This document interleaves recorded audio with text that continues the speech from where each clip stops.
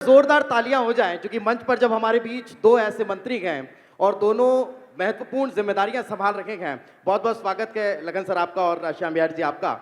सबसे पहले लगन सर, मैं आप ही से शुरुआत करता हूं। इस प्रदेश के ऐसे रिस्पॉन्सिबिलिटी को आप संभाल रखे हैं जो आपके, हमारे और इस प्रदेश के विकास के लिए बहुत ज्यादा जरूरी है। मैं उस पर बात करूंगा, लेकिन विस्तार न्यूज का आज 1 वर्ष पूर्ण हुआ है। विस्तार न्यूज के सफर को आप कैसे देखते हैं सर?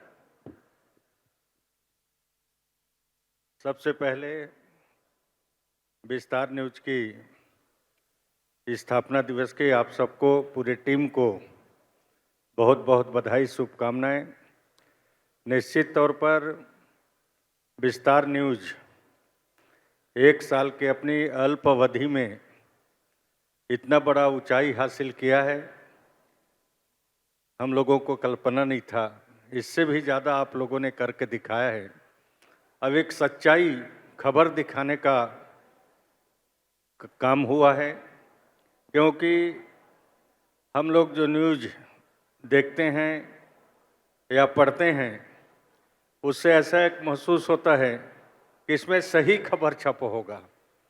अगर किसी समय कोई गलत खबर लग जाता है और लोग भ्रमित हो जाते हैं, बाकी विस्तार न्यूज ने अपने उस विश्वसनीयता को बनाए रखा है। कभी भी किसी भी भ्रमित न्यूज विस्तार न्यूज में नहीं चलता है और बड़े अच्छे ढंग से जनता की आवाज़ को शासन प्रशासन तक, शासन प्रशासन की योजनाओं को धरातल पर पहुंचाने का काम, और हर क्षेत्र में एक अच्छा अपने न्यूज का प्रदर्शन होता है।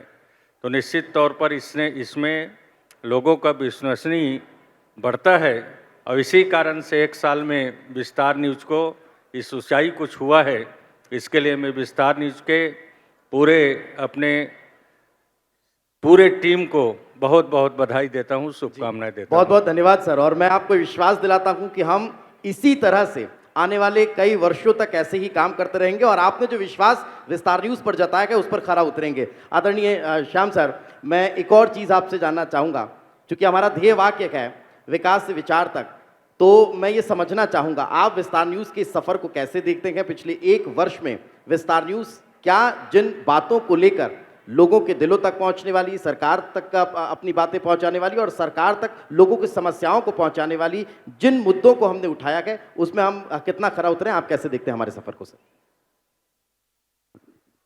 आज विस्तार न्यूज के 1 वर्ष पूरे होने पर और स्थापना दिवस के अवसर पर मैं विस्तार न्यूज परिवार और उपस्थित दर्शक दीर्घा को बहुत बहुत बधाई और शुभकामनाएं देना चाहता हूं, और कहना चाहता हूं कि विस्तार न्यूज का जब स्थापना हुआ था तो पर भी मैं सौभाग्यशाली था, आया था, और आज भी स्थापना दिवस के शुभ अवसर पर आया हूं।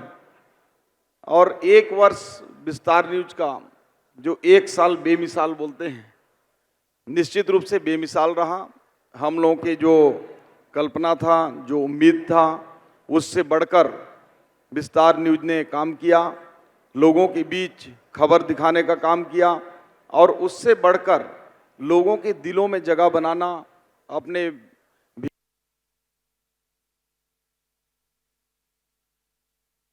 कहीं ना कहीं पूरी टीम की कड़ी मेहनत और लगन से हुआ है।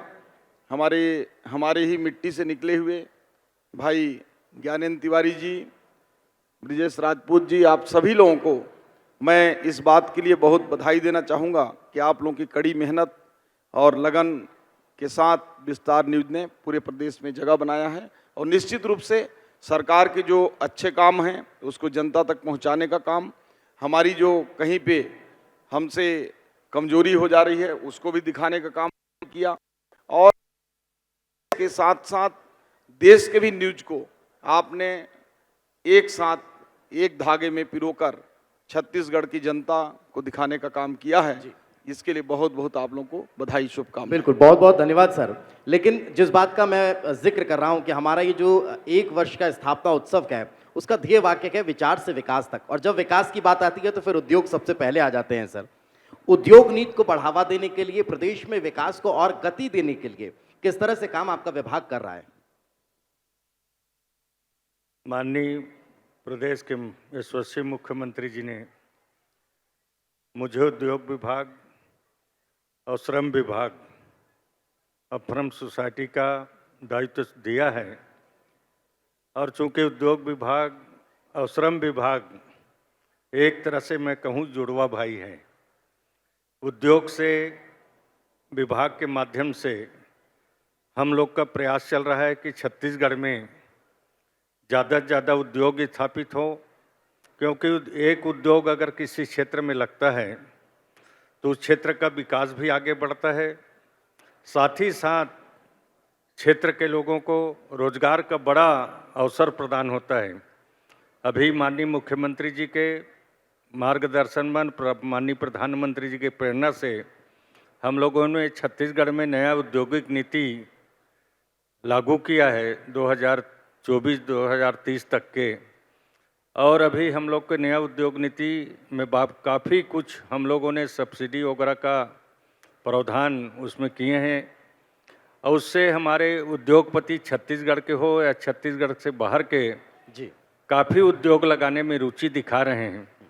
अभी मुश्किल से 4-5 महीना के अंतराल में बड़े बड़े उद्योगपतियों ने रुचि दिखाई है, और लगभग 4,40,000 करोड़ रुपया का हम लोगों को निवेश का प्रस्ताव मिल चुका है, जिसमें एक उद्योग का माननीय मुख्यमंत्री जी ने सेमीकंडक्टर का भूमि पूजन भी किए हैं, जिसमें लगभग 11,500 करोड़ का निवेश का प्रस्ताव है। और उस सेमीकंडक्टर के माध्यम से जो चिप्स बनता है कंप्यूटर मोबाइल में, वो हमारे देश में एक चेन्नई में उद्योग है, और दूसरे बार वो छत्तीसगढ़ में उद्योग स्थापित हो रहा है, जिसका कार्य अभी प्रारंभ हो चुका है।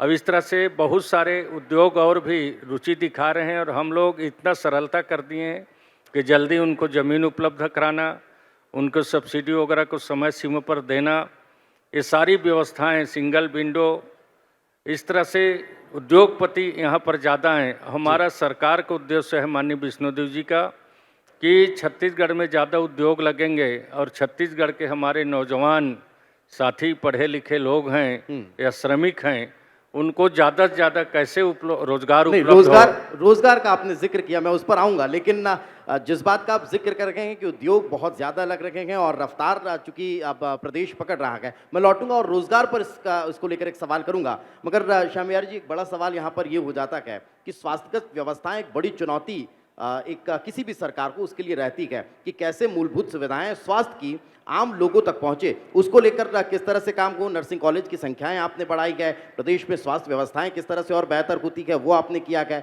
मेडिकल कॉलेज बढ़ते हुए नजर व्यवस्थाएं और दुरुस्त हों, उसको लेकर सरकार क्या काम कर रही है? देखिए, जैसा कि आपने कहा और ये बात सही है कि स्वास्थ्य विभाग एक चुनौती भरा विभाग है, और आए दिन जब भी हम सुबह अखबार खोलते हैं या टीवी चालू करते हैं तो आप लोगों के अलर्ट हमको दिखते हैं कि क्या करना है आगे।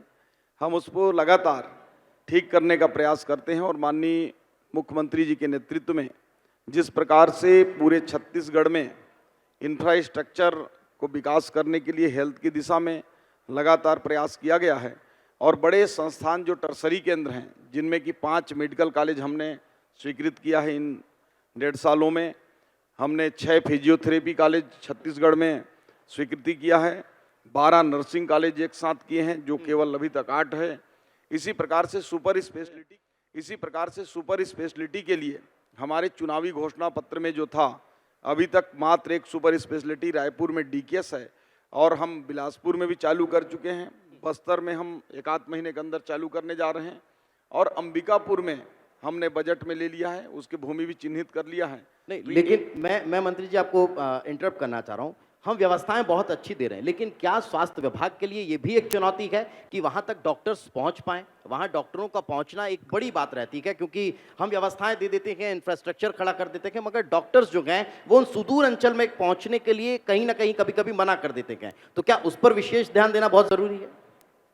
निश्चित रूप से आपका जो चिंता है वो जायज़ है। मैं आपको आपके माध्यम से प्रदेश की जनता को बताना चाहूँगा कि जो सबसे पिछड़ा क्षेत्र, प्रभावित क्षेत्र माना जाता है बस्तर क्षेत्र, और उसका जो चिंता गुफा है, जो लगातार कभी नक्सलियों का अड्डा हुआ करता था, उस चिंता गुफा को भी भारत सरकार का प्रमाण पत्र, इनक्वास प्रमाण पत्र मिला है, जो ये बताता है कि हमारे दूरस्थ अंचल में भी स्वास्थ्य सुविधाएं पहुंच रही हैं और डॉक्टरों की जो संख्या है, लगातार हम एक साल में लगभग एनएचएम और आयुष के माध्यम से 1000 से ऊपर डॉक्टर भी भर चुके हैं। और डॉक्टरों के लिए जो विशेषज्ञ डॉक्टर हैं, उनकी सैलरी जो मेडिकल कॉलेज में है उसको 1.5 गुना हमने कर दिया है।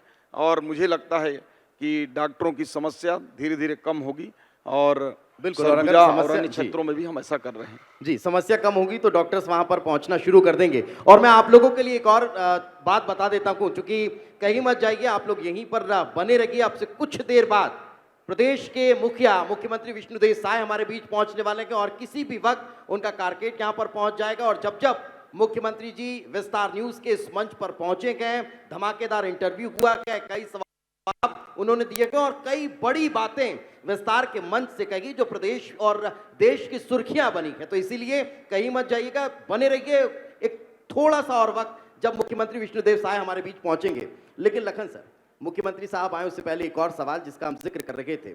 उद्योग धंधे हम प्रदेश में बहुत ज्यादा लेकर आ रखे हैं, लग भी रखे हैं और उनसे विकास भी प्रदेश में देखने को मिल रहा है, मगर उसकी गति के साथ साथ रोजगार की गति में इजाफा हो, उस पर भी ध्यान देना बहुत जरूरी है। मैंने पहले ही कहा कि जितना ज़्यादा उद्योग लगेगा उतना ही ज़्यादा रोजगार के अवसर प्राप्त होंगे। और निश्चित तौर पर हमारा प्रयास है कि ज़्यादा से ज़्यादा उद्योग लगें और ज़्यादा से ज़्यादा हमारे छत्तीसगढ़ के लोगों को रोजगार उपलब्ध हो। इसके लिए पूरा सरकार प्रयास में लगी है। माननीय मुख्यमंत्री जी भी लगातार प्रयास कर रहे हैं। इसी कारण से हम लोगों ने अभी नया उद्योग नीति बनने के बाद बेंगलुरु में, बॉम्बे में, दिल्ली में और इस तरह से अलग अलग शहरों में जाकर उद्योगपतियों को हम लोग आमंत्रित कर रहे हैं कि आप लोग छत्तीसगढ़ आइए, और छत्तीसगढ़ की उद्योग नीति को उनको हम लोग बता भी रहे हैं और समझ भी रहे हैं कि छत्तीसगढ़ में एक अच्छा उद्योग नीति बना है। इससे उद्योगों को भी फायदा होगा और हमारे छत्तीसगढ़ का विकास को भी आगे गति मिलेगी और रोजगार भी उपलब्ध होगा। हम लोग तो टारगेट रखे हैं माननीय मुख्यमंत्री जी के दिशा निर्देश पर कि छत्तीसगढ़ में लगभग हमारे जो टारगेट है 5 लाख लोगों को हम लोगों को रोजगार देने का टारगेट हम लोग रखे हैं। अब उसमें कितना सफलता मिलता है इसको तो नहीं कह सकता, बाकी हमारा ज़्यादा से ज़्यादा फोकस है कि रोजगार उपलब्ध लोगों को हो। इसके लिए पूरा सरकार काम कर रही है और आने वाला समय पर मुझे लगता है कि हमको सफलता हासिल मिलेगा। बिल्कुल, तो ये एक आप लोगों के लिए बहुत अच्छी बात मंत्री जी ने कही है कि जितने भी युवा हैं वो समझ लीजिए कि रोजगार के अवसर प्रदेश में और ज्यादा उत्पन्न होने वाले हैं, बनने वाले हैं। तो जोरदार तालियां इसके लिए होनी चाहिए, क्योंकि अगर रोजगार बढ़ रहा है तो बहुत बड़ी बात है। और बहुत बहुत शुक्रिया, बहुत बहुत धन्यवाद सर, आप दोनों का हमारे साथ चर्चा में जुड़ने के लिए, हमारे साथ बातचीत करने के लिए।